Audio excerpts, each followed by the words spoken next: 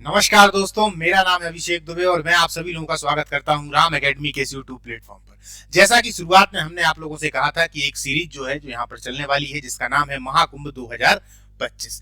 दोस्तों, ये जो महाकुंभ 2025 है, एक तो प्रयागराज में है, एक महाकुंभ यहाँ पर चल रहा है। अब यहाँ वाला जो महाकुंभ है वो मुख्यतः आपकी मध्य प्रदेश लोक सेवा आयोग की प्रारंभिक परीक्षा से जुड़ा हुआ है। इस परीक्षा में लगभग में 10 यूनिट है और इन्हीं 10 यूनिट के जो एमसीक्यूज है वो आप लोगों को मिल रहे हैं और ये जो क्लासे हैं वो सुबह शाम आ रही है। उसी में से आज जो क्लास है ये पहली क्लास है दोस्तों, और ये जो पहली क्लास है वो है यूनिट फर्स्ट की, यानी कि भारतीय इतिहास से संबंधित। हमने देखा है कि 2024 में हम सभी जानते हैं जो हमारा सिलेबस था वो बदल गया था, कुछ नए टॉपिक जोड़े गए थे, उन्हीं से संबंधित शुरुआत की ये क्लासें होंगी। फिर आगे समय में जब यूनिट फर्स्ट में हम आगे और बढ़ जाएंगे तो हम देखेंगे कि फिर हमारा जो आधुनिक भारत है, मध्यकालीन भारत है, प्राचीन भारत है, इनसे संबंधित क्वेश्चन भी आएंगे। लेकिन शुरुआत की जो क्वेश्चन है वो किससे संबंधित होंगे? अवधारणा और विचार से संबंधित होंगे। एक बार मैं आप सभी लोगों को फिर से बता दूं कि यूनिट फर्स्ट से लेकर 10 तक लगभग में सभी जो यूनिट है उसमें 500 प्लस आपको एमसीक्यूज मिल जाएंगे, है ना। और ये क्लासें आप लोगों के पास में आ रही हैं। अब इन क्लासों की महत्वता किस बात को लेकर है? वो इस बात को लेकर है कि जैसे ही हम एमसीक्यूज कराते हैं तो जिसका आंसर है तो ठीक है, बाकी यदि 3 अगर आंसर में नहीं है, क्योंकि 4 ऑप्शन आते हैं, तो यदि 3 आंसर में नहीं है तो वो फिर किस लिए नहीं है? इसका अर्थ ये हुआ कि यदि 3 परीक्षा से संबंधित है तो उनको भी समझाया जाएगा। कुल मिलाकर मेरे कहने का मतलब ये है कि यहाँ पर जैसे एक प्रश्न की व्याख्या हमने की, उसका आंसर दिया, उसके बाद में उस प्रश्न से संबंधित और कितने प्रश्न बन सकते हैं इसकी भी यहाँ पर चर्चा होगी। इसीलिए ये क्लासें खास हैं। जिन लोगों ने तैयारी कर रखी है उनके लिए ये रिवीजन के तौर पर भी, और उनको जो अक्सर समस्या पैदा होती है, कंफ्यूजन जो रहता है वो यहाँ पर दूर होगा। जो नए हैं, जिनकी अभी तैयारी बिल्कुल नहीं है, वो भी इन क्लासों को देखें। हो सकता है इन्हीं प्रश्नों में से आप लोगों के प्रश्न बहुत सारे ऐसे हों जो सही हो जाएं, है ना। तो चलिए दोस्तों, इन क्लासों को हम चालू करते हैं। आज ये हमारी पहली क्लास है यूनिट फर्स्ट की। एक बार आप सभी लोग इस सिलेबस को जरूर देख लें, क्योंकि सिलेबस को देखकर ही तैयारी सही से की जा सकती है। यदि हमें सिलेबस याद नहीं है तो आप समझ लीजिए आपकी तैयारी हमेशा अधूरी रहेगी और आप हमेशा सिलेक्शन से दूर रहेंगे। सिलेबस बहुत ज्यादा जरूरी है। तो यहाँ पर जितनी क्लासें आएंगी, ये भी एक खास बात है कि पहले सिलेबस को बता दिया जाएगा कि भैया किससे संबंधित है, उसके बाद में क्लासें चालू होंगी। हो सकता है आप लोगों में से ऐसे बहुत सारे विद्यार्थी हो जिनका वो सिलेबस बहुत अच्छा हो, वो अपना टाइम वेस्ट करना नहीं चाहते हैं, तो ठीक है भैया, कोई दिक्कत नहीं है। लेकिन यहाँ पर पहले सिलेबस भी बताया जाएगा और उसी के अनुसार जो एमसीक्यूज होंगे वो आप लोगों के सामने होंगे, ठीक है ना। चलिए दोस्तों, एक बार हम सिलेबस को देख लेते हैं और उसके बाद में अपनी क्लास को चालू करते हैं। ये रहा हमारा भारत का इतिहास, है ना, ये यूनिट फर्स्ट है। अब इसमें हम देखते हैं संकल्पना एवं विचार। तो ये वाला जो टॉपिक है इसी से संबंधित मुख्यतः इसमें प्रश्न होंगे, कुछ प्रश्न और भी होंगे। तो एक बार इसको देख लेते हैं। जैसे प्राचीन भारतीय ज्ञान परंपरा है, भारतवर्ष है, वेद उपनिषद, आरण्यक, ब्राह्मण ग्रंथ, षड्दर्शन, स्मृतियां, रित सभा समिति है, गणतंत्र, वर्णाश्रम व्यवस्था, पुरुषार्थ है, ऋण और संस्कार हैं, पंच महायज्ञ यज्ञ है, कर्म का सिद्धांत है, और इसके बाद में हम देखते हैं कि बोधिसत्व है और तीर्थंकर हैं। तो ये पूरे के पूरे अगर देखे जाए तो किससे संबंधित हो गए? ये संबंधित हो गए हमारे अवधारणा और विचार से। बाकी इसके बाद में और भी टॉपिक हैं। प्राचीन एवं मध्यकालीन भारत के इतिहास की प्रमुख विशेषताएं, घटनाएं एवं उनकी प्रशासनिक, सामाजिक तथा आर्थिक व्यवस्थाएं। तो आज हम जो चर्चा कर रहे हैं वो मुख्यतः पहले वाले टॉपिक से होगी, यानी यूनिट फर्स्ट के पहले टॉपिक से होगी, और फिर उसके बाद में दूसरे टॉपिक से। दूसरे टॉपिक के कम ही प्रश्न होंगे, अधिकतम प्रश्न पहले टॉपिक से संबंधित है, क्योंकि यही जोड़ा गया है और इसी से आने की संभावना है। तो चलिए, सबसे पहला जो हमारे पास में प्रश्न है वो क्या है, क्या कह रहा है? षड दर्शन में कितने दर्शन होते हैं? चलिए, ये पहला प्रश्न है कि षड दर्शन में कितने दर्शन होते हैं। चलिए, इसका आंसर क्या होगा? बिल्कुल एकदम सरल सा प्रश्न है। तो इसका जो आंसर होगा वो क्या होगा? इसका आंसर होगा दोस्तों 6। ठीक है, 6 दर्शन है, पर हमें पता भी तो होने चाहिए 6 दर्शन कौन कौन से हैं, है ना। चलिए देख लेते हैं ये 6 दर्शन कौन कौन से हैं, क्योंकि इससे संबंधित और भी आगे क्वेश्चन आएंगे तो आप उनको लगा सको, उनको हल कर पाओ। सबसे पहला षड दर्शन में आता है सांख्य। क्या आता है? सांख्य। सांख्य के साथ में चलता है योग। ये 2 हो गए, ठीक है ना। इसको देखते हुए जाना। पहले आ गया सांख्य, फिर उसके बाद में आ गया क्या? योग। फिर दूसरा आता है न्याय। न्याय के साथ में आता है वैशेषिक। क्लियर है? न्याय के साथ में क्या आ गया? वैशेषिक। फिर आता है उत्तर मीमांसा। फिर आता है क्या? पूर्व मीमांसा। पूर्व मीमांसा। और इसी के साथ में आ जाता है क्या? उत्तर मीमांसा। उत्तर मीमांसा। ये भारत के षड दर्शन हैं। क्या है? भारत के षड दर्शन हैं। पहला हो गया सांख्य, फिर योग, फिर हो गया न्याय, फिर हो गया न्याय के साथ में वैशेषिक, फिर है पूर्व मीमांसा, फिर उत्तर मीमांसा। अच्छा, ये ग्रुप में क्यों है, अलग अलग मैंने क्यों नहीं लिखी, ये दरअसल ग्रुप में ही चलते हैं। एक तरीके से जैसे सांख्य है, तो सांख्य में जो बातें कही गई हैं उसका जो व्यवहारिक रूप है वो हमें किस में देखने को मिलता है, योग में देखने को मिलता है। ऐसे समझिए आप, जैसे न्याय है तो उसकी पूरी बातें हमें वैशेषिक में देखने को मिलती हैं। न्याय जैसे पूर्व मीमांसा है तो उत्तर मीमांसा, ये ग्रुप में ही चलते हैं, इनको पढ़ा भी ग्रुप में ही जाता है। हालांकि सबकी अपनी अपनी फिलॉसफी है। इस प्रकार से सांख्य, योग, न्याय, वैशेषिक, पूर्व मीमांसा और उत्तर मीमांसा। याद रखिएगा, ये जो उत्तर मीमांसा है इसी को कहा जाता है उपनिषद। क्या कहा जाता है, उपनिषद। एक तरीके से इन्हीं को वेदांत भी कह दिया जाता है। क्या कह दिया जाता है, वेदांत। आमतौर पे वेदांत हो गए, उपनिषद हो गए, इन्हें एक ही नाम से जानते हैं, लेकिन जब गहराई में पहुंचते हैं तो ये भी अलग अलग हो जाते हैं। हम देखेंगे आगे के प्रश्नों में यदि इस प्रकार का कोई प्रश्न आ रहा है। एक बात और थोड़ा और समझ लें, समझने वाली बात इसमें यह है कि जैसे ये सांख्य है तो इसके प्रमुख कौन है, तो इसके प्रमुख जो है वो है कपिल। कौन है, कपिल। तो इससे जुड़े हुए हैं कपिल, इनके प्रवर्तक एक तरीके से कपिल को माना जाता है। अब जैसे योग है तो योग के कौन है, तो योग के हैं पतंजलि। ठीक है। अच्छा, जैसे न्याय है, न्याय के कौन है, तो न्याय के हैं गौतम, या इनका पूरा नाम है अक्षपाद गौतम। ये गौतम वो वाले गौतम नहीं है, है ना, नहीं तो आप सोचो गौतम बुद्ध हैं। ये कौन से गौतम है, ये अक्षपाद गौतम। इसको भी देख लें, अक्षपाद गौतम। अब देखिए आपके एक प्रश्न से कितने सारे प्रश्न निकल गए, यानी एक प्रश्न से षड दर्शन था प्रश्न अपना, इससे और अपन ने कितने प्रश्न निकाले, साथ साथ में उत्तर भी निकाल दिए। अब जैसे वैशेषिक है तो इसके कौन है, इसके हैं उलूग या कणाद, ऋषि कणाद। ठीक है ना, इसके कणाद है प्रवर्तक। अब जैसे पूर्व मीमांसा है तो इसके प्रमुख कौन है, इसके प्रमुख है जयमनीय। कौन है, जयमनीय। चलिए, जयमनीय हो गए भैया। अब उत्तर मीमांसा है, ये अगर देखा जाए तो इनके प्रमुख कौन है, तो इसके जो प्रमुख हैं वो हैं वादरायण।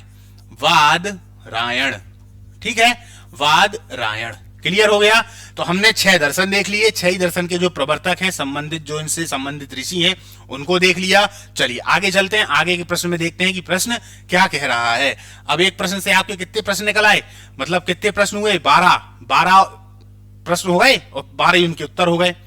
चलिए, उपनिषद का मुख्य उद्देश्य क्या है। चलिए, अच्छा प्रश्न है, उपनिषदों का मुख्य उद्देश्य क्या है।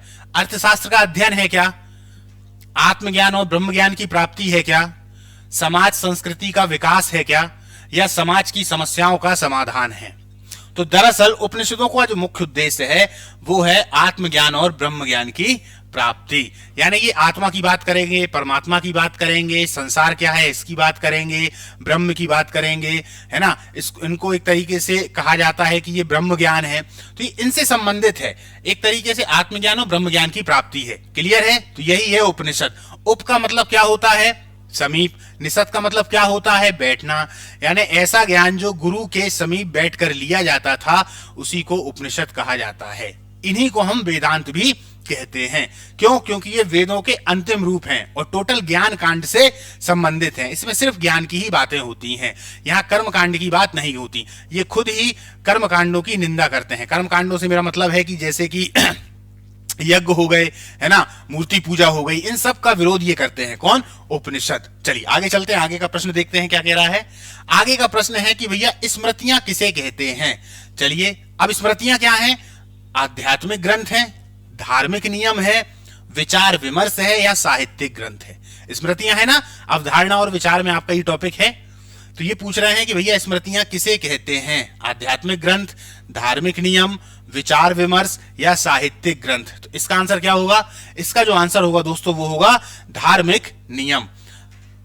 देखिए, स्मृतियां जो हैं दरअसल समाज में रहने के लिए व्यक्ति का किस तरीके से रहना हो वो नियम कायदे कानून है। तो इसमें कुछ धर्म की भी बातें आती हैं। इसमें जैसे कि हमें अपने घर पे रहना है, परिवार में रहना है तो किस तरीके से रहना है, समाज में रहना है तो किस तरीके से रहना है, तो इनसे संबंधित है ये। तो अगर देखा जाए तो ये धार्मिक नियम की जगह पर सही जो ऑप्शन होना चाहिए वो कौन सा है, सामाजिक नियम, है ना, सामाजिक नियम।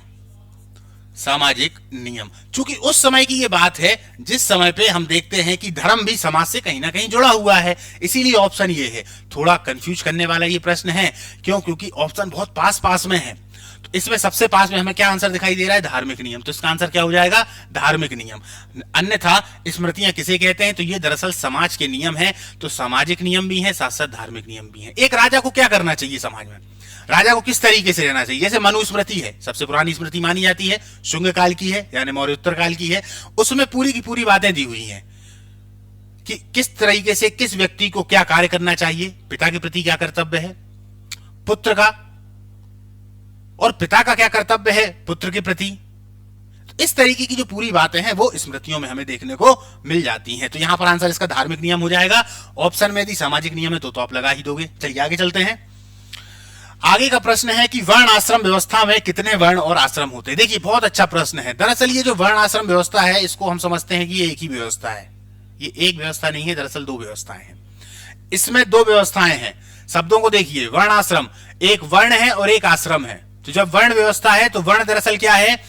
किसी भी समाज में, यानी खासतौर पे जो भारतीय समाज है उसमें वर्णों की व्यवस्था की गई थी। कब? जब हम वैदिक काल में है। तो वैदिक काल दो भागों में बटा है, एक है ऋग्वैदिक काल, एक उत्तर वैदिक काल। तो जो ये ऋग्वैदिक काल है, इस ऋग्वैदिक काल में एक व्यवस्था ऋग्वैदिक काल के लास्ट तक में जन्म लेती है, वो कर्मों के अनुसार जन्म ले लेती है। वही वर्ण व्यवस्था थी लास्ट में आते आती किसके? जो हमारा ऋग्वैदिक काल है। क्यों? क्योंकि समाज में काम की आवश्यकता ज्यादा पड़ रही थी, सभी लोगों के पास काम आने लगे थे, तो चार वर्णों में बांट दिया गया था। एक ब्राह्मण हो गए थे, एक क्षत्रिय हो गए थे, एक वैश्य हो गए थे, एक शूद्र हो गए थे। ये व्यवस्था वर्ण व्यवस्था है। यानी चार व्यक्ति जो समाज में रह रहा है उन सभी व्यक्तियों को चार भागों में उनके कामों के अनुसार बांट देना ही वर्ण व्यवस्था है। क्लियर? अब भैया फिर ये आश्रम क्या है?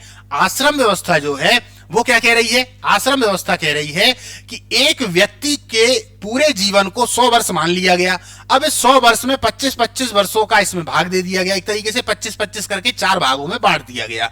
और उसको प्रथम 25 वर्ष में क्या करने चाहिए, फिर उसके बाद 25 से फिर जब 50 में आएगा तब क्या करना चाहिए, फिर 50 से 75 में आएगा तब क्या करना चाहिए, और 75 से 100 में आएगा तो क्या करना चाहिए। इस प्रकार की जो व्यवस्था है वो आश्रम व्यवस्था है। तो ये भी चार भागों में बटी हुई है। तो इसमें क्या क्या है? चार भाग।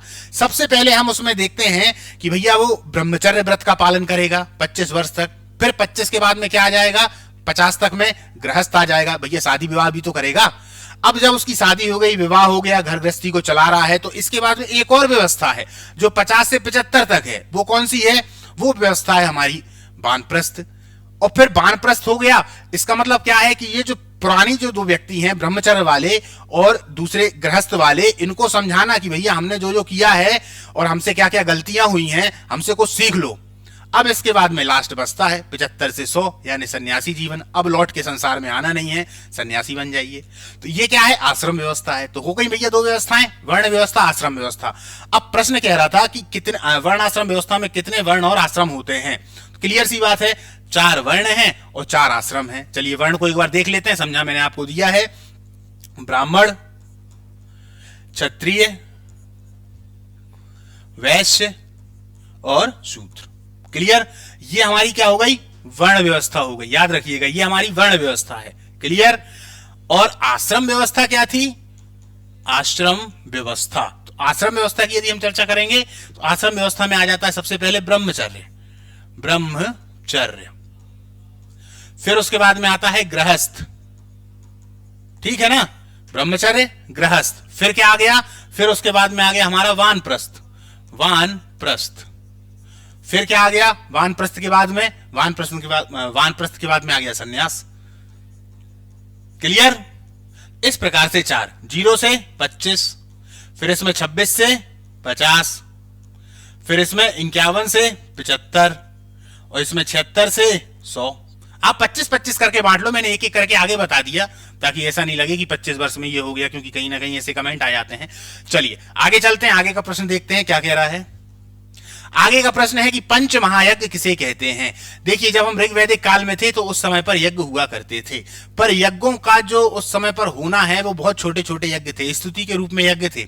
स्तुति का मतलब है कोई भी व्यक्ति यज्ञ कर सकता है। भैया अपने घर में आए, अपने ईश्वर को पूजा, भगवान जी को ध्यान में रखा, और उस समय जो भगवान थे वो भी कैसे थे? इंद्र है, अग्नि है ना, वरुण है, इस प्रकार के ईश्वर हुआ करते थे उस समय पे। कब? ऋग्वैदिक काल में। हम वैदिक काल की चर्चा कर रहे हैं तो उस समय यज्ञों की शुरुआत हमें देखने को मिलती है। पर उत्तर वैदिक काल में जब हम हम आते हैं तो यही यज्ञ कर्म कांडों में बदल जाते हैं। इनका जो स्तर है बहुत बृहद हो जाता है ना। इनके लिए बहुत सारे पशुओं की बलि दी जाने लगती है, तो उन्हीं से संबंधित है। तो ऐसी पहले मान्यता थी कि प्रत्येक व्यक्ति को हर दिन पंच महायज्ञ करने होते थे। वो पंच महायज्ञ हैं। तो यहाँ पर ये जो पंच महायज्ञ हैं तो ये किसे कहते हैं? बहुत सरल क्वेश्चन है, अभी व्याख्या कर दूंगा तो फिर क्वेश्चन निकल जाएंगे इससे। तो 5 प्रमुख यज्ञ, ये याद रखना। आपके टॉपिक में है कि नहीं है? आप जब टॉपिक देखेंगे तो उसमें पंच महायज्ञ और यज्ञ लिखा हुआ है, तो जो और यज्ञ लिखा हुआ है वो भी देखेंगे और पंच महायज्ञ हैं वो कौन से वो भी देखेंगे। तो यहाँ पर क्या हो गए? 5 प्रमुख यज्ञ हो जाते हैं। जैसे कौन कौन से यज्ञ हैं? देव यज्ञ है, ऋषि यज्ञ है,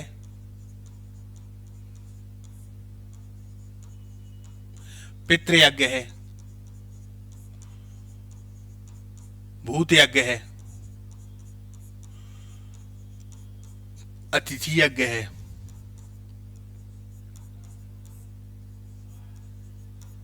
क्लियर है? इस तरीके से यज्ञ है। देव यज्ञ है, ऋषि यज्ञ है, पितृ यज्ञ है, भूत यज्ञ है, अतिथि यज्ञ है। कहीं कहीं आपको 2 देखने को मिलेंगे, ब्रह्म यज्ञ भी है ना। तो इसमें से कहीं कहीं ब्रह्म हट जाते हैं, है ना, तो अतिथि यज्ञ आ जाता है। तो इस प्रकार से हमें पंच महायज्ञ देखने को मिलते हैं। क्लियर है? चलिए आगे चलते हैं। आगे का प्रश्न क्या है? जैन धर्म में कितने तीर्थंकर माने गए हैं? तो जैन धर्म में कितने तीर्थंकर हैं दोस्तों? सरल प्रश्न है, 24 तीर्थंकर माने गए हैं। तो पहले तीर्थंकर कौन थे? ऋषभ देव थे, है ना। हमें ये तीर्थंकर याद होने चाहिए। जैसे पहले ऋषभ देव थे, उनका जो चिन्ह है वो कौन सा था? बैल था। इन्हीं के 2 पुत्र हुए, एक का नाम भरत था, एक का नाम बाहुबली था। जो भरत हैं उन्हीं के नाम पर भारत का नाम भारतवर्ष पड़ा, ऐसा जैन ग्रंथों के अनुसार कहा जाता है। और जो उनके एक और पुत्र हैं बाहुबली, इन्हीं की एक मूर्ति है। कहां पर? कर्नाटक के श्रवणबेलगोला में। ये श्रवणबेलगोला क्या है? जहां पर चंद्रगुप्त मौर्य ने संथारा या संलेखना पद्धति से अपने प्राणों का त्याग दे दिया था। क्लियर है? तो हालांकि यहाँ पर तीर्थंकरों की बात चल रही है। महावीर है तो वो कौन से तीर्थंकर हैं? 24वें तीर्थंकर हैं। और उनका चिन्ह क्या है? तो उनका चिन्ह सिंह है।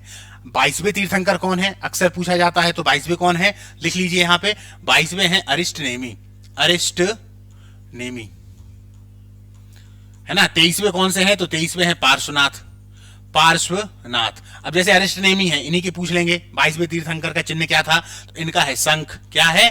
शंख। जो 23वें पार्श्वनाथ हैं, इनका क्या था? तो इनका था क्या? सर्प। 24वें कौन से हैं? तो महावीर हैं। क्लियर है? महावीर का क्या था? तो सिंह। चलिए 16वें कौन से हैं? शांतिनाथ।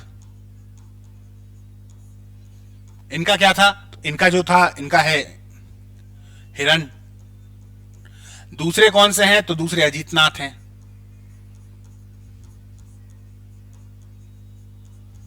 है ना। दूसरे कौन से हैं? तो अजितनाथ हैं। इनका क्या था? अजितनाथ का था हाथी। क्लियर है? अब मैं पूरे यहां पर नहीं लिखवाऊंगा, लेकिन मैंने आपको बता दिया कि जो मेन है उनको तो हमें याद करना ही पड़ेगा। हालांकि अगर तीर्थंकर दिए हैं तो 24 तीर्थंकरों के आपको 24 जो हैं वो चिन्ह याद होने चाहिए कि इनके कौन कौन से चिन्ह हैं। और महावीर आपको पूरे के पूरे याद होने चाहिए कि महावीर की जो दो संगतियां हैं वो कब हो रही है, इनका जन्म कब हो रहा है, इनकी माँ क्या नाम क्या है, इनके परिवार से संबंधित क्या, ज्ञान की प्राप्ति कहाँ हो रही है ना, किस स्थान पर हो रही है, पहला जो उपदेश दे रहे हैं वो क्या है। क्यों? क्योंकि उन्होंने तीर्थंकर आपको दे रखा और कुछ भी वहां से पूछ सकते हैं। क्लियर है? चलिए आगे चलें। आगे का प्रश्न क्या कह रहा है देखते हैं। कर्म का सिद्धांत किसे दर्शाता है? देखिए कितना प्यारा प्रश्न है। कर्म का सिद्धांत आप लोगों ने सुन रखा होगा, गीता में ये बात आती है निष्काम कर्म की। निष्काम का मतलब होता है बिना किसी इच्छा के अपने कामों को पूरा करना, यानी कि फल की इच्छा होनी ही नहीं चाहिए, वही निष्काम कर्म है। इसकी पूरी व्याख्या किसमें है? गीता में है। क्लियर है? चलिए देख लेते हैं कर्म का सिद्धांत। कर्म का सिद्धांत किसे दर्शाता है? कर्म की प्रेरणा को, कर्म के फल का त्याग करने का सिद्धांत, कर्म के महत्व को, या कर्म के अनुसार फल की प्राप्ति का सिद्धांत। तो कर्म का सिद्धांत हमको क्या सिखाता है? कर्म के अनुसार फल की प्राप्ति का सिद्धांत, यानी कि जैसा आप कर्म करोगे उसी के अनुसार आपको फल मिलेगा। गीता इससे और आगे एक बात करती है, वो कहती है निष्काम कर्म। निष्काम कर्म का मतलब ये होता है कि हम कोई भी काम को करें लेकिन उसके फल की इच्छा नहीं करें। इसके 2 मतलब हैं। पहला मतलब तो ये है कि जब हम किसी चीज की इच्छा नहीं करते हैं तो फिर हम ईश्वर के लिए समर्पित करके करेंगे कि भाई ठीक है, किसी के लिए भी जो भी आप मन में हो, अगर इच्छा नहीं कर रहे हो किसी काम को करने की, मतलब उसके फल की इच्छा नहीं कर रहे हो, तो फिर आप ईश्वर के लिए समर्पित ही करोगे, प्रकृति के लिए समर्पित करोगे, वो भी ईश्वर है। तो तब वो काम बहुत बेहतरीन तरीके से होता है ना। जब हमने सोच लिया कि अब ठीक है, हारेंगे या जीतेंगे इससे कोई फर्क नहीं पड़ता, हम अपना पूरा देंगे, हम अपना सब कुछ झोंक देंगे, तो यही क्या है, कर्म का सिद्धांत। जो फल होगा, जो इच्छा होगी ईश्वर की, वो दे देंगे। तो यही है कर्म का सिद्धांत। क्लियर है? कभी इस पे क्लास होगी तो मैं चर्चा करूंगा निष्काम कर्म क्या है, पर फिलहाल इसका जो आंसर है वो यही है। चलिए आगे का जो हमारा प्रश्न है वो क्या कहता है, दीपंकर श्रीज्ञान निम्न में से किस विश्वविद्यालय के कुलपति थे। अब ये प्रश्न कहां से आया, अवधारणा और विचार में जो आप प्राचीन ज्ञान परंपरा देखते हैं ना, तो उन प्राचीन ज्ञान परंपराओं में हमारी बहुत सारी उपलब्धियां हैं, जिसको आज दूसरे लोग कहते हैं कि हमने इसकी खोज की, हमने इसको बनाया, खासतौर पे पश्चिम के लोग, वो सब की सब चीजें, जितने भी आविष्कार हैं अधिकतम सब कुछ भारत में पहले ही हो चुके हैं। पृथ्वी गोल घूम रही है, ग्रेविटेशन है ना, यानी कि गुरुत्वाकर्षण, शल्य चिकित्सा यानी ऑपरेशन की पद्धति, सर्जरी, ये सब भारत में बहुत पहले हो चुका। मोतियाबिंद का ऑपरेशन, ये सब भारत में बहुत पहले हो चुका है।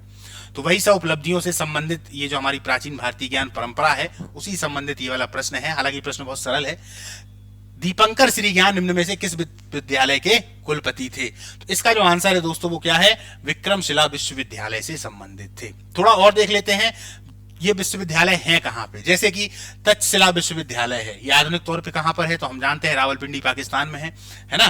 कहां पे है, पाकिस्तान में है। याद रखिएगा, कभी भी प्रश्न अगर पूछ लिया जाए, संसार की, वर्ल्ड की सबसे पुराना विश्वविद्यालय, सबसे पुरानी यूनिवर्सिटी अगर कोई है तो वो क्या है, तक्षशिला विश्वविद्यालय है। इससे पुराना हम कोई स्कूल ही नहीं देखते, यानी कोई यूनिवर्सिटी हम देखते ही नहीं, कोई विश्वविद्यालय से पुराना हम देखते ही नहीं है। ठीक है, तक्षशिला के मुख्यतः आचार्य कौन थे, तो चाणक्य थे कि नहीं थे। ये वही चाणक्य हैं भाई साहब जिन्होंने भारत में सबसे पहले प्रथम ऐतिहासिक सम्राट बनाया, किसको, चंद्रगुप्त मौर्य को। ठीक है, नालंदा विश्वविद्यालय ये कहां पे है, तो ये भैया बिहार में है अपना, है बिहार में कि नहीं है, तो ये बिहार में है। विक्रमशिला विश्वविद्यालय ये भी बिहार में ही है। क्लियर? तो ये जो नालंदा शिला विश्वविद्यालय है और ये जो विक्रमशिला विश्वविद्यालय, ये मुख्यतः महायान से संबंधित हैं। दूसरी बात, नालंदा विश्वविद्यालय की स्थापना किसने की है, तो इसका जो उत्तर है वो आप लोग बताइएगा। ठीक है ना। तो एक प्रश्न आप लोगों के लिए दे के जा रहा हूं, नालंदा विश्वविद्यालय की स्थापना किसके द्वारा कराई गई, ये पूछा जाता है प्रश्न। गुप्त शासक है ना, एक महान गुप्त शासक है, उसी के द्वारा की गई है। वल्लभी विश्वविद्यालय कहां है, तो ये गुजरात में। कहां है, गुजरात में। क्लियर है? चलिए आगे चलते हैं, आगे का प्रश्न लेते हैं। अब प्रश्न है, उस गुप्त और वाकाटक वंश की रानी का नाम बताइए जिसने अनुदान स्वरूप भूमि दान में दी थी। जिसने अनुदान स्वरूप भूमि दान में दी थी। कुबेरनामा, प्रभावती गुप्ता, कुमार देवी या दत्ता देवी। उस गुप्त और वाकाटक वंश की रानी का नाम। देखिए कितना अच्छा प्रश्न है, यदि इतिहास में आपकी पकड़ है तो आप इसको तुरंत कर दोगे, क्योंकि उन्होंने पूछा क्या है, उस गुप्त वंश की रानी का नाम जो वाकाटक वंश की। देखिए ना, उस गुप्त और वाकाटक वंश की रानी, तो हमको पता है चंद्रगुप्त द्वितीय जो है उन्होंने अपनी पुत्री का विवाह करवाया था कि नहीं, वाकाटक नरेश प्रवरसेन द्वितीय से। तो बस सीधा आंसर हो जाएगा प्रभावती गुप्ता। क्लियर है?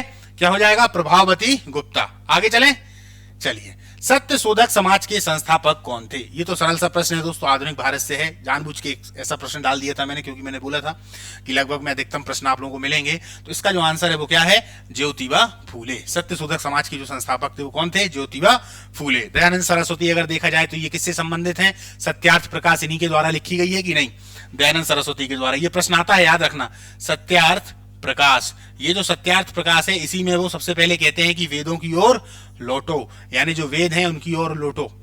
हमारे वेद अपने आप में ज्ञान है, सब कुछ है उसके अंदर। और दूसरी बात, सत्यार्थ प्रकाश लिखी किस में गई है, तो हिंदी में लिखी गई है। ये प्रश्न पूछा जाता है। क्लियर है? राजा राम मोहन राय भी उन्हीं के समय के ही हैं, एक तरीके से देखा जाए तो। इन्हें भारतीय पुनर्जागरण का अग्रदूत कहा जाता है, तारा कहा जाता है। भारतीय जो हमारा एक पुनर्जागरण है, जब हम देखते हैं अंग्रेजों के समय पे, कहीं ना कहीं 19वीं सदी की आसपास की बात है, तो उस समय जो हमें मेन व्यक्ति दिखते हैं धर्म के क्षेत्र में, धर्म को सुधारने का जो कार्य कर रहे हैं, तो राजा राम मोहन राय ही हैं। क्लियर? चलिए तो आगे चलते हैं, इनकी हम चर्चा करेंगे जब आधुनिक भारत पे आएंगे। चलिए आगे हमारा प्रश्न भैया अवधारणा और विचार से, जहां पर आपको सबसे ज्यादा समस्या है। ऐत्रेय ब्राह्मण का संबंध किस वेद से है। ऐत्रेय ब्राह्मण का संबंध किस वेद से है। अब ये है क्या, पहले इसको थोड़ा समझ लेते हैं। आंसर इसका क्या होगा, ऋग्वेद, यजुर्वेद, अथर्ववेद या सामवेद। तो इसका जो आंसर है दोस्तों वो है ऋग्वेद। दरअसल ये है क्या, देखिए सबसे पहले आए क्या, वेद। वेद आए, वेद में सब कुछ है। वेद यानी श्रुति, वेद यानी ज्ञान, कलेक्शन ऑफ नॉलेज, सब कुछ है वेद में। वेद से ही कुछ भाग और निकलेंगे, तो वेद से ही बने क्या, ब्राह्मण ग्रंथ। ब्राह्मण ग्रंथ, अब देखते जाना, ब्राह्मण ग्रंथ। इस कॉन्सेप्ट को अगर समझ गए तो फिर इनको आपको याद करने में ज्यादा समस्या नहीं आएगी। एक एक लाइन अगर पढ़ा उठाओगे, एक इस किताब से उठा लिया, एक इस किताब से उठा लिया, कॉन्सेप्ट क्लियर नहीं है, वहां गलत भी कराओगे। किस्मत है, अगर आपने जो लाइन पढ़ी वही का वही आ गया तो सही कर दोगे, नहीं तो फिर गलत तो होना ही है। वेद, ब्राह्मण ग्रंथ क्लियर है। ब्राह्मण ग्रंथ के बाद में हम देखते हैं क्या आ गए, आरण्यक। आरण्यक, और इन्हीं वेदों का जो अंतिम भाग है वो आ गया क्या, उपनिषद। उपनिषद, यानी कि वेद जो हैं, वेद इन्हीं का एक भाग है ब्राह्मण ग्रंथ, इन्हीं के भाग हैं आरण्यक, और इन्हीं के भाग हैं क्या, उपनिषद। तो जब वेद हैं, इनके बाद जब ब्राह्मण ग्रंथ आए तो ये मुख्यतः किस पे आधारित हैं, अब इसको समझो। ये जो आधारित हैं वो आधारित हैं किस पर, कर्मकांड पर। कर्मकांड पर। आरण्यक किस पे आधारित हैं, ये भी कर्मकांड है, पर ये अधिकतम शरीर को कष्ट देना, तपस्या करना, इनसे संबंधित है। यानी कि एक तरीके से सन्यासियों की गाइडलाइन है, सन्यासियों की गाइडलाइन। ठीक है। और फिर आ गया क्या, उपनिषद। उपनिषद क्या है, उपनिषद पेपर ज्ञान है। इनके बाद फिर ज्ञान बचता नहीं है। संसार में जितनी फिलोसफियां हैं, सब दर्शन हैं, वो सब हमें कहीं ना कहीं कहां पे मिल जाएंगे, या उनके जो बीज हैं वो कहां मिल जाएंगे, उपनिषद में मिल जाएंगे, वेदों में मिल जाएंगे। यानी अंतिम रूप से जो ज्ञान है, इससे ऊंचा कोई ज्ञान हो ही नहीं सकता, तो वो क्या हो गए, उपनिषद हो गए। ये हो गए कर्मकांड, यज्ञ वगैरह कर लो। सन्यासियों की गाइडलाइन, ये भी कर्मकांड है, पर ये शरीर को कष्ट देने से संबंधित है। और ये जो उपनिषद है, ये क्या है, पेपर ज्ञान है। इसको समझो, इस कॉन्सेप्ट को। अब अगर ये समझ में आ गया हो तो हम आगे चलते हैं। वो कह रहे हैं ऐत्रेय ब्राह्मण का संबंध किससे है। अब प्रत्येक वेद, तो वेद कितने हैं, 4। ये वेद के क्या थे, भाग थे। वेद के जो प्रकार हैं वो कितने हैं, 4। ऋग्वेद है, यजुर्वेद है, सामवेद है और अथर्ववेद है। प्रत्येक वेद के ब्राह्मण ग्रंथ होंगे, प्रत्येक वेद के आरण्यक होंगे, और प्रत्येक के उपनिषद होंगे। क्लियर है, इस बात को समझो। प्रत्येक वेद के ब्राह्मण ग्रंथ होंगे, आरण्यक होंगे और उपनिषद होंगे। तो अब जैसे प्रश्न पूछा ऐत्रेय ब्राह्मण का संबंध किससे है, तो ऋग्वेद से है। इस प्रकार से एक कौशितकीय ब्राह्मण भी है, तो दोनों का संबंध किससे हो जाता है, ऋग्वेद से हो जाता है। तो ऐत्रेय,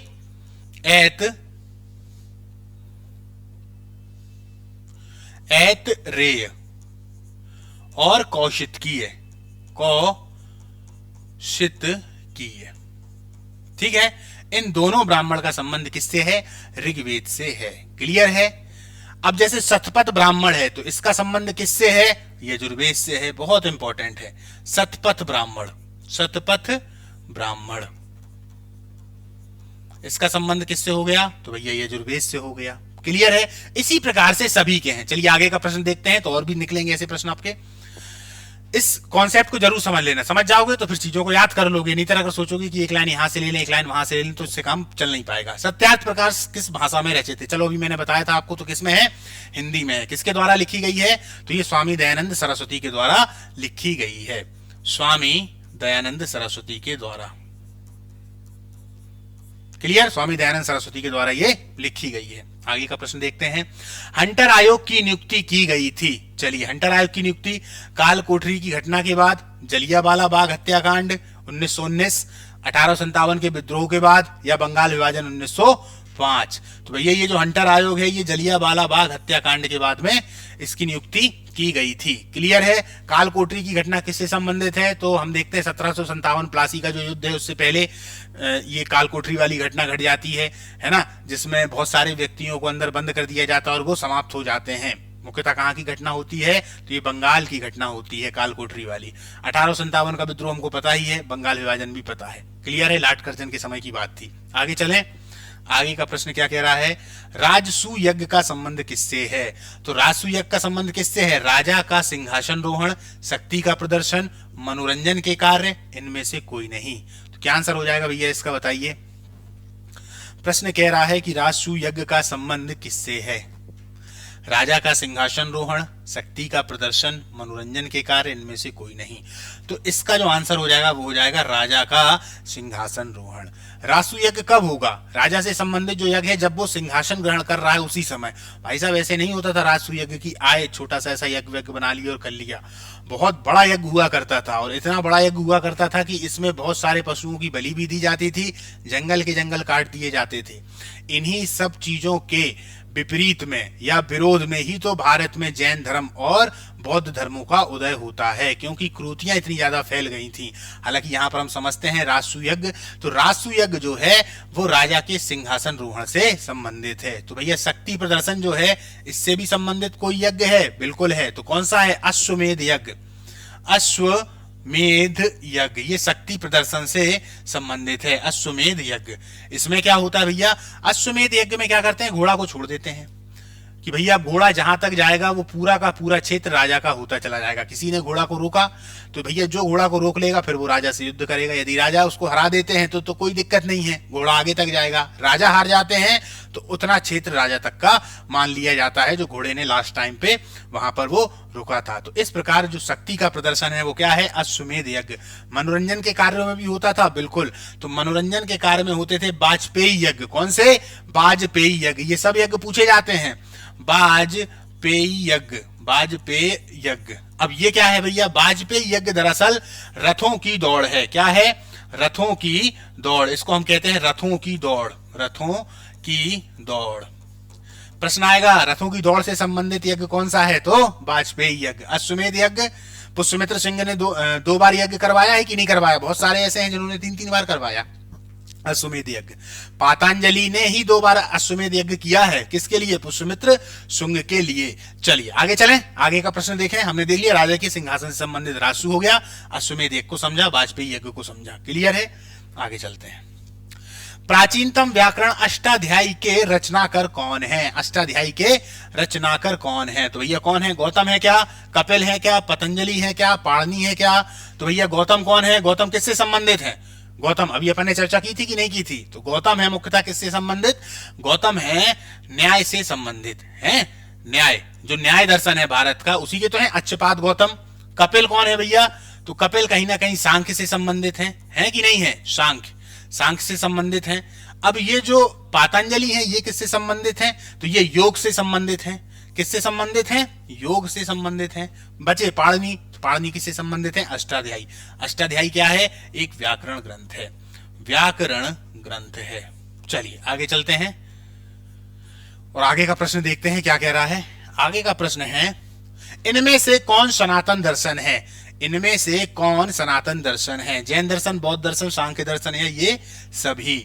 जैन दर्शन, बौद्ध दर्शन, सांख्य दर्शन या ये सभी? क्या आंसर होगा भैया? कौन है सनातन दर्शन? चलिए हम देख लेते हैं पहले दर्शन कौन कौन से कैसे क्या है। पूरे सनातन दर्शनों को यहाँ पर देख लेते हैं। देखिए सनातन दर्शन, सनातन दर्शन। देखिए अभी अपन ने 6 दर्शनों को देखा था। जिन लोगों ने नहीं देखा है तो वीडियो को थोड़ा पीछे करके देख लेना। तो देखिए ये जो सनातन दर्शन है, तो सबसे पहले तो षड दर्शन, षड दर्शन, ये षड दर्शन हो गए। इसके बाद में जो हमारे अन्य दर्शन है जैसे जैन दर्शन,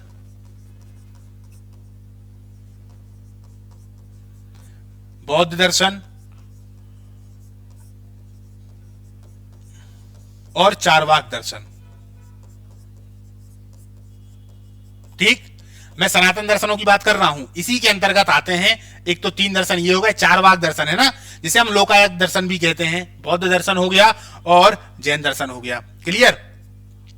अब षड दर्शन में जो हमने पहले देखे थे, सबसे पहले शुरुआत में एक तो सांख्य था जिसके साथ में योग था। फिर इसके बाद में जब हमने फिर और देखा तो उसके बाद में हमने देखा न्याय, और न्याय के साथ में क्या हो गया? वैशेषिक, वैशेषिक। फिर हमने देखा पूर्व मीमांसा, पूर्व मीमांसा, और इसी के साथ में क्या आ गया? उत्तर मीमांसा, उत्तर मीमांसा। ठीक है ना?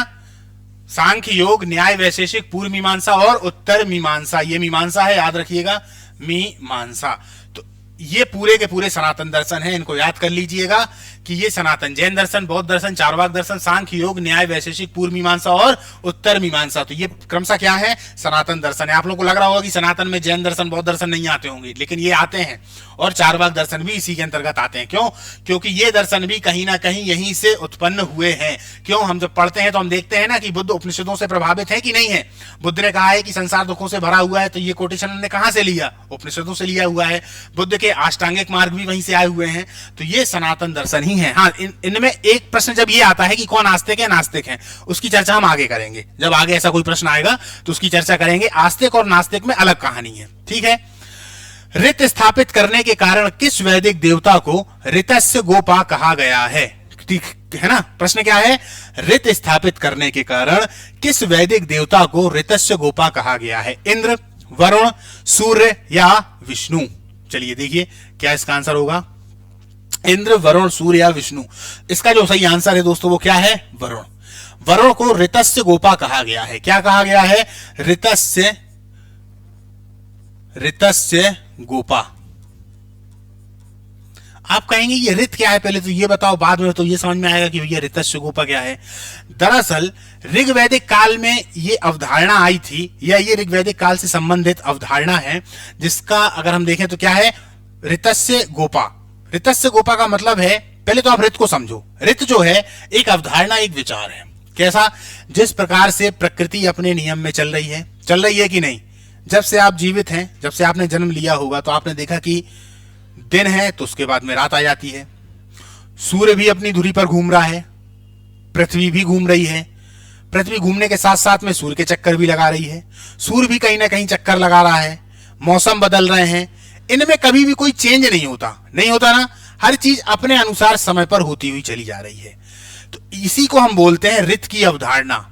तो इससे हमको क्या सीख मिलती है? इससे हमको ये सीख मिलती है कि जिस प्रकार प्रकृति में कोई विचलन नहीं है, हमें भी प्रकृति के साथ छेड़छाड़ नहीं करनी चाहिए।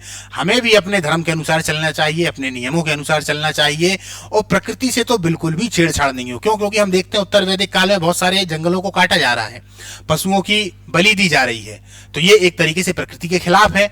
इसीलिए इस अवधारणा का जन्म हम कहीं ना कहीं जो ऋग्वैदिक काल है उस समय मानते हैं। हालांकि उत्तर वैदिक काल में फिर ये जो कर्म कांड है वो सब आ जाते हैं, पर ये जो ऋत है, ऋत की अवधारणा यही है कि जिस प्रकार से प्रकृति अपने पूरी चीजों का पालन कर रही है, उसी प्रकार से मनुष्य को भी प्रकृति के प्रति समर्पण भाव से रहना चाहिए और उसका सम्मान करना चाहिए। साथ साथ में खुद भी अपने जो खुद के उसके नियम है उनको भी उसी तरीके से फॉलो करना चाहिए जिस प्रकार से प्रकृति अपने नियमों को कर रही है। ऐसा नहीं करेंगे तो संतुलन कायम नहीं रहेगा, कहीं ना कहीं समस्याएं उत्पन्न होंगी। इनके प्रमुख कौन थे?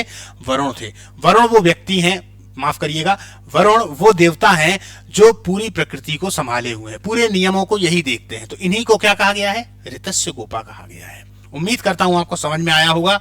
नहीं आया हो तो कमेंट में बताइएगा, अगली क्लास में समझाऊंगा। भारत में लेखन कला की शुरुआत कब से मानी जाती है? देखिए कितना गजब का प्रश्न है। लेखन कला की शुरुआत, लिखने की कला कब से हुई है? लेखन कला की शुरुआत भारत में 6ठी शताब्दी ईसा पूर्व से मानी जाती है। पहली लिपि कौन सी थी? ब्राह्मी। हमने शुरुआत में जब लिखना चालू किया तो भारत में अगर देखा जाए तो पहली लिपि कौन सी थी? ब्राह्मी लिपि। ब्राह्मी लिपि में ही हमने सबसे पहले चालू किया है। क्लियर? और लेखन कला कब से हो रही है? 6ठी शताब्दी ईसा पूर्व, यानी कि ऋग्वेद से लेके उत्तर वैदिक काल तक, जब हमारे पास वेदों का ज्ञान तो है पर लिखने की कला नहीं है। वेदों का जो ज्ञान है वो हमारे पास में है, वेद भी आ गए हैं, आरण्यक भी आ गए, उपनिषद भी आ रहे हैं, पर हमारे पास लिखने का ज्ञान नहीं है। तो फिर कैसे पहुंच रहा होगा एक स्थान से दूसरे स्थान तक? सुनने के माध्यम से, सुनाने के माध्यम से, है ना। यानी कि जो ज्ञान है वो ऋषि लोगों ने किसको दिया? अपने शिष्यों को। शिष्य कुछ समय के बाद ऋषि बन गए, उन्होंने वो ज्ञान किसको दिया? आगे आने वाली पीढ़ी को। इस प्रकार से लगभग 1000 वर्षों तक ये वाली जो व्यवस्था थी वो चल रही है। तो इस तरीके से इसको हम क्या कहते थे? श्रुति भी कहा करते थे। तो यहाँ पर प्रश्न क्या कह रहा है कि लेखन कला की शुरुआत 6ठी शताब्दी ईसा पूर्व। एक और प्रश्न पूछा जा सकता है। प्रश्न है कि भारत में सिक्कों का प्रचलन कब चालू हो रहा है? वो भी 6ठी शताब्दी ईसा पूर्व ही है। फिलहाल इसका जो आंसर है वो क्या हो जाएगा? हमारा महाजनपद काल या 6ठी शताब्दी ईसा पूर्व। क्लियर है? अब यहां से 3-4 प्रश्न और निकल आए। कौन कौन से? यहां पर लिखा है महाजनपद काल, और अगर ऑप्शन में देता 6ठी शताब्दी ईसा पूर्व तो वो भी तो महाजनपद काल ही है। चलिए इसको क्या क्या कहते हैं? इसको हम बुद्ध काल भी कहते हैं। बुद्ध काल। क्यों? क्योंकि बुद्ध भी तो इसी समय के हैं, तो इसको बुद्ध काल भी कहा जाता है। और क्या कहा जाता है भैया, इसी को कहा जाएगा छठी शताब्दी ईसा पूर्व, छठी शताब्दी ईसा पूर्व। और क्या कहा जाएगा, महाजनपद काल तो कहा ही जा रहा है ना, बुद्ध काल, छठी शताब्दी ईसा पूर्व। इसको और क्या कहा जाता है, सूत्र काल भी कहा जाता है, सूत्र काल, सूत्र काल।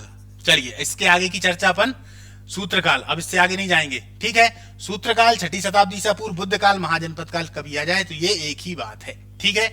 समय क्या है, छठी शताब्दी ईसा पूर्व।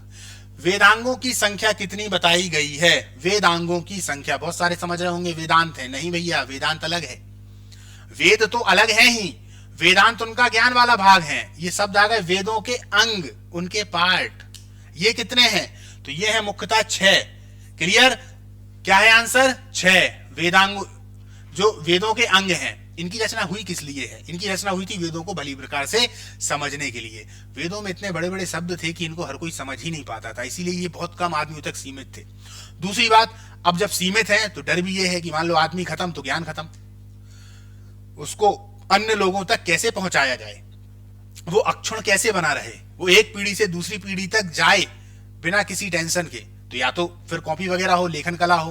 तो अभी लेखन कला तो उतने अच्छे से विकसित हुई नहीं है, हुई है थोड़ी थोड़ी मात्रा में हुई है, हर कोई इतना ज्ञानी भी नहीं है, तो किसको ऐसा बताया जाए। तो इसलिए वेदांगों की रचना हुई ताकि वेदों को और वेदों के भागों को भली प्रकार भांति अच्छी तरीके से समझा जा सके। तो अब वो वेदांग कौन कौन से हैं, तो सबसे पहला है शिक्षा, क्या है शिक्षा, फिर क्या है कल्प, फिर क्या है निरुक्त, निरुक्त, फिर क्या है, शिक्षा हो गई, कल्प है, निरुक्त है, फिर है व्याकरण, व्याकरण, फिर क्या है ज्योतिष, ज्योतिष, और फिर क्या है छंद। ठीक है, शिक्षा, कल्प, निरुक्त, व्याकरण, ज्योतिष और छंद, ये 6 प्रकार से क्या है देख लीजिए एक बार, ये 6 अंग हैं किनके, वेदांग के। एक तरीके से वेदों के अंग कहा गया है इनके लिए, बिना इनके ज्ञान के वेदों को समझ पाना क्या है, मुश्किल है। तो ये इसीलिए बने थे। जैसे शिक्षा है, कल्प, निरुक्त क्या है, शब्दों की व्युत्पत्ति, शब्द कैसे बन रहे हैं, व्याकरण तो आप जानते ही हैं, ग्रामर। और जैसे ज्योतिष है जिसमें नक्षत्रों के बारे में जानकारी मिलेगी। और छंद क्या है, क्योंकि वेद अगर देखा जाए तो जब हम उनको देखते हैं तो हम देखते हैं कि इतने बड़े बड़े शब्द हैं, यदि ये कहीं ना कहीं छंद में नहीं पिरोए जाएंगे तो हम इनको याद कैसे कर पाएंगे। एक तो संस्कृत इतनी खतरनाक प्राचीन संस्कृत है ना, वैदिक संस्कृत है, वैदिक संस्कृत और लौकिक संस्कृत में अंतर है, वैदिक संस्कृत ज्यादा कठिन है। जब हम वैदिक संस्कृत को देखते हैं तो हम उसमें पाते हैं कि उसमें शब्द बहुत बड़े बड़े हैं, उनको याद कैसे किया जाए, तो फिर छंद के माध्यम से उनको जोड़ा जाएगा, कविता के माध्यम से बना दिया जाएगा। जैसे आपने देखा है ना, छंद की कोई भी चीजें हो तो वो हमको याद हो जाती हैं, जैसे रघुपति राघव राजा राम पतित पावन सीताराम। क्यों, क्योंकि लास्ट में क्या क्या आ रहा है, नाम नाम आ रहा है कि नहीं आ रहा है, तो वो हमें याद हो जाती है। इसीलिए छंद का भी जो है एक तरीके से जन्म हुआ, और छंद के माध्यम से इन सभी का इसमें पूरा प्रयोग होता है ताकि हम चीजों को समझ पाए, सरल बन सके, एक स्थान से दूसरे स्थान तक पहुंचाने में आसानी हो सके, इसलिए इन सब का जो है वो विकास होता है। क्लियर है। चलिए, पूर्व वैदिक आर्यों का धर्म मुख्यतः क्या था, भक्ति, मूर्ति पूजा और यज्ञ, प्रकृति पूजा और यज्ञ, प्रकृति पूजा और भक्ति। पहले प्रश्न को समझना अच्छे से, क्या है पूर्व वैदिक आर्य। यदि आ जाता ऋग्वैदिक आर्य तो भी यही मतलब है, शब्द लग गया पूर्व, यानी पहले के जो वैदिक आर्य हैं, पहले के कौन से हैं, ऋग्वैदिक काल वाले, उनका धर्म मुख्यता क्या था, यानी वो धर्म से आधार उनका क्या है मुख्यता। कर्मकांड है, नहीं है। कोई मूर्ति की पूजा करते हैं, नहीं करते हैं। प्राकृतिक पूजक हैं, प्रकृति को ही भगवान माने हुए हैं, इंद्र उनके भगवान हैं, अग्नि उनके भगवान हैं, गाय तो हालांकि उनके लिए पूज्य है ही। बाकी अगर देखा जाए तो जैसे आग हो गया, इंद्र हो गए, वरुण हो गए, ये सब उनके लिए भगवान है। सोम को भगवान मानते हैं, सोमरस, तो ये उनके भगवान है। तो प्रश्न पूछ रहा है पूर्व वैदिक आर्यों का धर्म मुख्यता क्या था, भक्ति था, मूर्ति पूजा और यज्ञ था, प्रकृति पूजा और यज्ञ या प्रकृति पूजा और भक्ति। तो क्या है भैया, इनका जो सही आंसर होगा वो होगा सी, प्रकृति पूजा और यज्ञ। याद रखना, लेकिन यहां पे जो यज्ञ, अभी भक्ति का कॉन्सेप्ट नहीं आया है ना, ऋग्वैदिक आर्यों में भक्ति का कॉन्सेप्ट नहीं आया, तो वो प्रकृति पूजा भी है और यज्ञ भी है, पर यज्ञ बहुत छोटे छोटे हैं स्तुति के माध्यम से। क्यों? क्योंकि वो अग्नि की पूजा करते हैं, अग्नि के माध्यम से जब वो आहुति देते हैं तो उनका ये मानना है कि अग्नि वो मध्यस्थता का काम कर रही है व्यक्ति के और ईश्वर के मिलने के। यानी जब हम आहुति डालते हैं तो वो जो आग जा रही है वो डायरेक्ट सीधी कहां पहुंच जाएगी? ईश्वर के पास में पहुंच जाएगी। तो यहां पर आंसर होगा प्रकृति पूजा और यज्ञ। क्लियर? भक्ति मत लगाना। चलिए आगे चलते हैं। थोड़ा प्रश्न कठिन था ये वाला। सब कठिन क्या था, थोड़ा कॉन्सेप्ट बेस्ड था। अगर हमें कॉन्सेप्ट अच्छे से आते हैं तो अपन इसका आंसर लगा सकते हैं। सबसे प्राचीन पुराण कौन सा है? प्राचीन पुराण है ना, 18 पुराण है, हम सब जानते हैं। तो भैया विष्णु पुराण, गरुड़ पुराण, मत्स्य पुराण या इनमें से कोई नहीं। तो क्या है भैया इसका आंसर? इसका जो आंसर है वो हो जाएगा हमारा मत्स्य पुराण। ठीक है, सबसे जो प्राचीन पुराण है वो मत्स्य पुराण माना गया है। मत्स्य पुराण में हमको और क्या क्या जानकारी मिलती है? जैसे सातवाहन जो काल है, सातवाहन काल की जानकारी हमको मिल जाती है। सातवाहन, एक तो सातवाहन की जानकारी मिलती है। मत्स्य पुराण से संबंधित एक प्रश्न बार बार पूछा जाता है, वो है कि शिवलिंग पूजा का साहित्यिक स्रोत। समझना, मेरे शब्दों पे गौर करिए। शिवलिंग पूजा का साहित्यिक स्रोत तो हमको मत्स्य पुराण में मिल रहा है। क्लियर है? और शिवलिंग पूजा का जो एक सीधा वो है कि भैया कहां से हमें शुरुआत इसकी देखने को मिल रही है, तो वो हमें सिंधु घाटी सभ्यता, क्योंकि सिंधु घाटी सभ्यता में छोटे छोटे शिवलिंग मिल रहे हैं कि नहीं, वो लोग पूजा किया करते थे कि नहीं किया करते थे। तो शिवलिंग पूजा के साक्ष्य सिंधु घाटी सभ्यता, शिवलिंग पूजा का साहित्यिक साक्ष्य तो मत्स्य पुराण। ठीक है ना? तो यहां पर साहित्यिक है, याद रखना, शिवलिंग पूजा का साहित्यिक प्रमाण। ये आता है प्रश्न, इसीलिए मैंने यहां पर लिख दिया। दोस्तों टेलीग्राम से जरूर जुड़ जाइएगा। अगर आप उससे जुड़ जाते हैं तो ये पीडीएफ आपके लिए मिल जाएगी, क्योंकि पीडीएफ आपको वहीं पर दी जाएगी और ये पीडीएफ बहुत ज्यादा काम की है आपके, है ना, हल करी कराई आपको दे दी जाएगी। इसलिए ध्यान से याद रखिएगा, टेलीग्राम से जरूर जुड़ जाइएगा। चलिए, गरुड़ पुराण हम जानते हैं, गरुड़ पुराण जब कोई व्यक्ति समाप्त हो जाता है तो उनके लिए सुनाया जाता है। अब विष्णु पुराण, विष्णु पुराण कब से संबंधित है? तो याद रखिएगा, विष्णु पुराण जो हमारा है वो मौर्य काल से संबंधित है। कहां से? मौर्य काल से संबंधित है। क्लियर है ना? मौर्य काल से संबंधित है। चलिए आगे देखते हैं, आगे का प्रश्न क्या है। ऋग्वेद का कौन सा मंडल सोम देवता को समर्पित है? बार बार पूछा जाता है, बहुत ज्यादा सरल भी है, कोई दिक्कत नहीं है। 10वां है, 7वां है, 6वां है या 9वां मंडल है? तो ये किससे संबंधित है? ये जो है 9वें मंडल से संबंधित है। क्लियर? 10वें मंडल में हम किसकी बात करते हैं? वर्ण व्यवस्था आ जाती है। 10वें मंडल के पुरुष सूक्त में हमें वर्ण व्यवस्था देखने को मिल रही है, यानी वर्ण के बारे में 4 भागों में बांट दिया जाता है। तो ये जो अगर देखा जाए 10वां मंडल, तो ये वर्ण व्यवस्था, इसको हल्का हल्का याद रखिएगा। 7वां जो मंडल है उसमें हम क्या देखते हैं? 7वें मंडल में 10 राग युद्ध देखने को मिलता है, 10 राग युद्ध देखने को मिलता है। अब ये जो 7वां मंडल है ये किससे संबंधित है? तो ये ऋषि वशिष्ठ से संबंधित है। किससे? इसके जो ऋषि थे तो कौन थे? वशिष्ठ। क्लियर है? इनके वशिष्ठ ऋषि थे। 10वें मंडल के कौन थे? महाशक्ति या शूद्र शक्ति हैं। लिख लीजिएगा, महाशक्ति या शूद्र शक्ति हैं। महाशक्ति या शूद्र शक्ति हैं। आप देखिए एक प्रश्न से कितने सारे प्रश्न निकल रहे हैं आंसर सहित, वो निकल रहे हैं कि नहीं निकल रहे हैं। अब जैसे हमारा 6वां मंडल है, तो अब 6वें मंडल के कौन है? तो 6वें मंडल के हैं भरद्वाज। कौन है? भरद्वाज।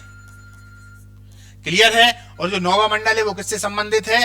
तो 9वां मंडल है वो हमारा सोम से संबंधित है, सोम देवता से संबंधित है। और इसके प्रमुख कौन है? तो इसके जो प्रमुख हैं वो है पवमान, अंगिरा या अंगिरा जो ऋषि हैं। ठीक है, चलिए आगे चलते हैं, आगे का प्रश्न देखते हैं क्या कह रहा है। आगे का प्रश्न है, अवेस्ता किस भाषा का प्राचीन ग्रंथ है? अवेस्ता किस भाषा का प्राचीन ग्रंथ है? भारतीय, यूरोपीय, अरबी या ईरानी? जेंदे अवेस्ता का नाम सुना होगा। इसकी जो तुलना है वो भारत में जो ऋग्वेद है उससे की जाती है कि नहीं, यानी कि ऋग्वेद वहां पर है तो जिंदे अवेस्ता यहां पर है। क्यों तुलना की जाती है? क्योंकि दोनों में बहुत ज्यादा सिमिलरिटी देखने को मिल रही है। ठीक है, जैसे यहां पर इनके जो देवता हैं वो है अहुर मजदा, उनकी तुलना वहां पर जो वरुण है उनसे की जाती है कि नहीं। अग्नि पूजा हमारे यहाँ पर भी हो रही है, अग्नि पूजा उनके वहां पर भी हो रही है। ईरान का ग्रंथ है। तो अवेस्ता किस भाषा का प्राचीन ग्रंथ है? इसका पूरा नाम क्या है? जेंदे अवेस्ता, जेंद अवेस्ता। ठीक है ना? और ये किस में है? तो ईरानी भाषा में है। क्लियर? ईरानी में है। इसकी तुलना किससे की जाती है? आता है प्रश्न, जेंदे अवेस्ता की तुलना किससे की जाती है? तो ऋग्वेद से की जाती है, ऋग्वेद वेद, ये याद रखिएगा, ऋग्वेद से की जाती है। क्लियर है? चलिए आगे का प्रश्न देखते हैं क्या कह रहा है। कितने उपनिषदों को प्रमाणित माना जाता है? कितने उपनिषदों को प्रमाणित माना जाता है? तो भैया 11, 12, 14, 15, 17, 18, 20, 21। आप कहेंगे सर ये प्रश्न कैसा है? सही है भैया, प्रश्न तो है। तो प्रश्न ये है कि कितने उपनिषदों को प्रमाणित माना जाता है। देखिए उपनिषद है टोटल कितने? 108। 108 है कि नहीं है? 108 तो उपनिषद हैं, पर लेकिन इनमें से प्रमाणित कितने हैं? तो भैया 11 या 12 ही है। कहीं 11 या 12, इसीलिए मैंने ऑप्शन ऐसे रखे हैं 11 और 12। 14, 15, 17, 18, 20, 21 ये नहीं है। दरअसल 11, 12 जो उपनिषद हैं, इन्हीं उपनिषदों का विस्तार दूसरे उपनिषद हैं। इन्हीं में से कुछ टीकाएं उठाई, कुछ बातें उठाई, अलग अलग ऋषियों ने अलग अलग तरीके से उसमें अपनी बात को कह दिया, लिख दिया, तो उन उपनिषदों का विस्तार होता चला गया और गिनती में 108 हो गए। शुरुआत में 11 से 12 उपनिषद ही हैं। चलिए देख लेते हैं कौन कौन से हैं। जैसे कि जब हम ऋग्वेद में आते हैं तो ऋग्वेद में मुख्यतः 2 उपनिषद हैं। अगर और उपनिषद देखेंगे तो संख्या बढ़ जाती है, पर मुख्यतः 2 उपनिषद हैं, जैसे ऐत्रेय है, कौशिकी है। फिर हम आ जाते हैं किसमें, एक बार थोड़ा लिख लेते हैं। चलिए मैं आपको बता देता हूं। जैसे सबसे पहला है ऋग्वेद। तो ऋग्वेद में कौन कौन से हैं? ऐत्रेय और कौशिकी है। कौशिकी है। क्लियर है? ये क्या हो गए? ऋग्वेद के उपनिषद। ये ब्राह्मण ग्रंथ भी हैं, याद रखना, ये आरण्यक भी हैं, बस इनके सब्जेक्ट अलग अलग हो जाते हैं, इनका विषय अलग हो जाएगा, नाम एक ही है। जब हम ब्राह्मण ग्रंथ की बात करेंगे तो कर्मकांड आएगा, आरण्यक की बात करेंगे तो सन्यासी की गाइडलाइन आ जाएगी, और जब उपनिषदों की बात करेंगे तो ज्ञान आ जाएगा। तो ऋग्वेद हो गया, फिर है यजुर्वेद। यजुर्वेद, तो यजुर्वेद के कौन कौन से हैं? यजुर्वेद के यदि हम देखें तो एक है ईश, एक है कठ, एक है श्वेताश्वर, एक है बृहदारण्यक और एक है तैतरीय। क्या है? तैतरीय। कौन कौन से हो गए? श्वेताश्वर उपनिषद हो गया, ईश हो गया, कठ हो गया, बृहदारण्यक हो गया, तैतरीय हो गया। यजुर्वेद का हो गया, और यहां पे हमने ऋग्वेद का भी देख लिया, ऐत्रेय और कौशिकी है। अब कौन सा बचा है? सामवेद। सामवेद के कौन कौन से हैं भैया? सामवेद के 2 हैं मुख्यतः, हैं तो और भी ज्यादा 16 हैं, पर 2 मुख्य हैं। कौन कौन से? केन उपनिषद और छांदोग्य उपनिषद। छांदोग्य उपनिषद। क्लियर है? छांदोग्य उपनिषद। अब और कुछ बचा है? बिल्कुल बचा है। अब कौन सा बचा? अथर्ववेद। अथर्ववेद के कौन से हैं? अथर्ववेद। अथर्ववेद। अथर्ववेद के कौन कौन से हैं? अथर्ववेद के मुख्यतः है प्रश्न उपनिषद, मुंडक उपनिषद और एक मांडुक्य उपनिषद। मांडुक्य उपनिषद। ये जो बीच वाला है मुंडक उपनिषद, इसी को बोलते हैं मुंडकोपनिषद, है ना। उपनिषद जब लगा देंगे तो शब्द क्या हो जाएगा? मुंडकोपनिषद। और यही मुंडकोपनिषद कहीं ना कहीं भारत में जो सत्यमेव जयते एक राष्ट्रीय वाक्य है वो इसी वाले से लिया गया है। किससे? इसी मुंडकोपनिषद से, अथर्ववेद की। क्लियर है? तो कितने उपनिषद हो गए? 11 से 12। थोड़ा गिन लेते हैं। पहले वाले के 1 और 2, जो यजुर्वेद था इसके कितने हैं? 5। तो 2, 5 कितने हो गए? 7। इसके बाद में सामवेद के 2 कितने हो गए? 9। और इसके बाद में 3 अथर्ववेद के, प्रश्न, मुंडक और मांडुक्य। एक बार देख लें, इसका स्क्रीनशॉट कर लें, बहुत काम का है आपके, है ना। किताबों में तो आपको मिल ही जाएगा, कोई दिक्कत नहीं है। चलिए आगे चलते हैं, आगे का प्रश्न देखते हैं क्या कह रहा है। अभी और प्रश्न आएंगे इससे संबंधित। आदि काव्य की संज्ञा किसे दी गई है? शब्द को समझो पहले तो। आदि काव्य, आदि का मतलब क्या है? पुराना। पुराना काव्य, तो इनमें से सबसे पुराना कौन सा हो सकता है? रामायण, महाभारत, गीता, भागवत पुराण। थोड़ा सा दिमाग लगाएंगे तो इसको हल कर देंगे। तो रामायण को, इसको आप हल तभी कर पाएंगे जब आपको आदि का मतलब मालूम होगा। तो आदि काव्य का मतलब, यानी आदि का मतलब होता है पुराना, मूल, पहले का, सबसे पहला। जैसे हम आदिवासी शब्द का प्रयोग करते हैं तो इसका मतलब क्या है? इसका मतलब यह है, आदि का मतलब मूल, पुराने, वे व्यक्ति जो यहाँ के पुराने लोग हैं, पहले के निवासी हैं, सबसे पहले यही थे, इनसे पहले कोई था नहीं, उन्हीं को आदिवासी कहा गया। तो यहाँ पे शब्द है आदि काव्य, तो सबसे पहले का कौन सा है? तो रामायण। क्लियर है ना? रामायण इन सबसे पहले आई हुई है कि नहीं? वैसे भी हम देखते हैं तो ये बिल्कुल है कि भैया इनमें से आदि महाकाव्य कौन है? तो रामायण। ठीक है ना? चलिए आगे चलते हैं। आगे का प्रश्न क्या कह रहा है? चरक संहिता नामक पुस्तक किस विषय से संबंधित है? चरक संहिता नामक पुस्तक किस विषय से संबंधित है? आप कहेंगे प्रश्न कहां से आया है? अवधारणा और विचार में पहला जो टॉपिक है प्राचीन भारतीय ज्ञान परंपरा, उसकी उपलब्धि से संबंधित ये प्रश्न है। तो ये अर्थशास्त्र है, राजनीति है, चिकित्सा है, धर्म है। किससे संबंधित है? मुख्यतः चिकित्सा की बुक है दोस्तों, ये तो हम सब जानते ही हैं।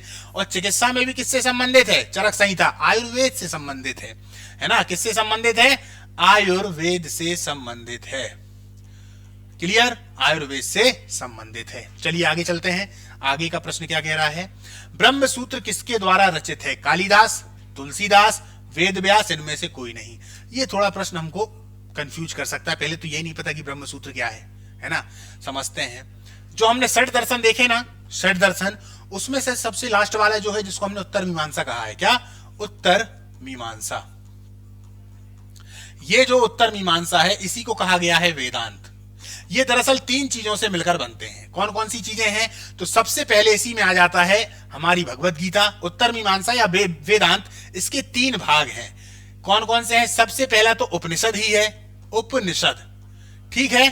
फिर दूसरा जो भाग है वो है भगवत गीता, भगवत गीता। और तीसरा जो भाग है वो है ब्रह्मसूत्र। क्या है? ब्रह्मसूत्र। ये जो तीसरा वाला भाग है ब्रह्मसूत्र, इसी की बात चल रही है कि ये किसके द्वारा रचित है। तो ये किसके द्वारा रचित है दोस्तों? दो व्यक्तियों के नाम आते हैं इसमें, या तो वेद व्यास या वादरायण के द्वारा। किसके द्वारा? देखिए इन दोनों को समझ लीजिए अच्छे से। वेद व्यास या वादरायण। अब ये दो नाम हैं, वेद व्यास हैं और वादरायण है।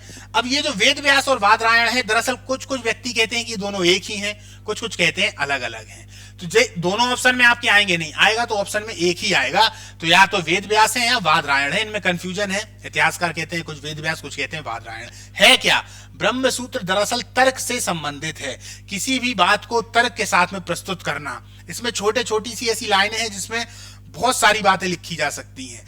इस तरीके से ये ब्रह्म सूत्र है। सूत्रों का एक पूरा का पूरा एक तरीके से देखा जाए तो संग्रह है, इसको ब्रह्म सूत्र कहा गया है। इसकी रचना वेद व्यास या वादरायण के द्वारा की गई है। आप देखें किताबों में तो कहीं कहीं वादरायण है, कहीं कहीं वेद व्यास भी है। क्लियर? इसका इसमें आंसर क्या हो जाएगा? वेद व्यास।